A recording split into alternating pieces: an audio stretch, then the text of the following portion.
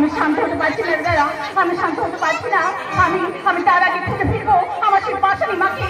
যদি যদি দেখা হয় তাকে আমি শুধু একটা কথা জিজ্ঞাসা করবো, মা গো, জন্মের পরিচয় যদি দিতেই না পারে তাহলে কেন কেন তুমি আমার মেরে ফেলোনি? বাবুজি মারা যাওয়ার আগে ভুঙ্গির পরিচয় আমাকে দিয়ে গেল।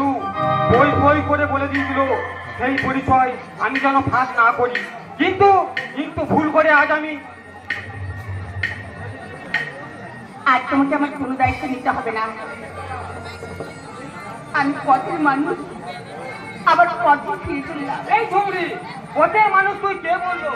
তুই তো আমারই নিজের মার বেটে বন্ডে পাগলি। কি বললি দাদা? আমি তোমার? হ্যাঁ রে পাগলি, আমি তো তোর সাথে মজা করছিলাম। তোর মনে নেই সেই ছোট্টবেলায় বাবুজি আমাদের দুজনকে বুকে দূর থেকে নিয়ে গেলে গানটা গাইতো, তোর মনে আছে? হ্যাঁ দাদা, আমার মনে আছে। গা না সেই গানটা গা। তাহলে তোমাকেও কিন্তু আমার সাথে গাইতে হবে।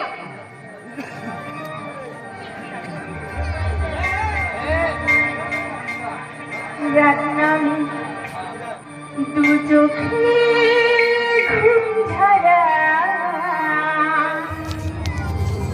লাল পরি নীল পরি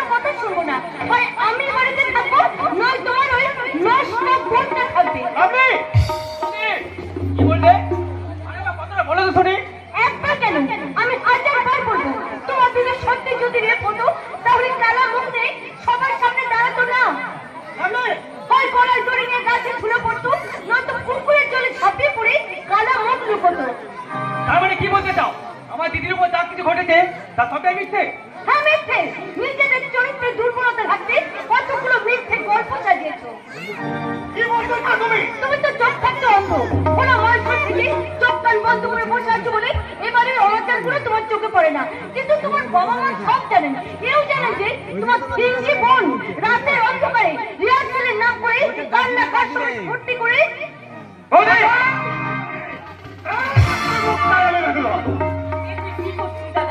নোংরা আবর্জনা স্তূপে হাত লাগে।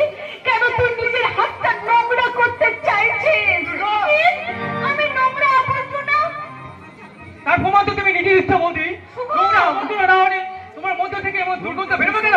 শুভ, ওর কথা কিছু মনে করিস না ভাই, ওর মাথা খারাপ হয়ে গেছে। ও তো পাগল পাগল হলো। বৌদি তো নির্মম সত্য কথাটাই বলেছি রে দাদা। কি সত্যি রে দিদি? আজ যদি সত্যি আমি গলায় দড়ি দিয়ে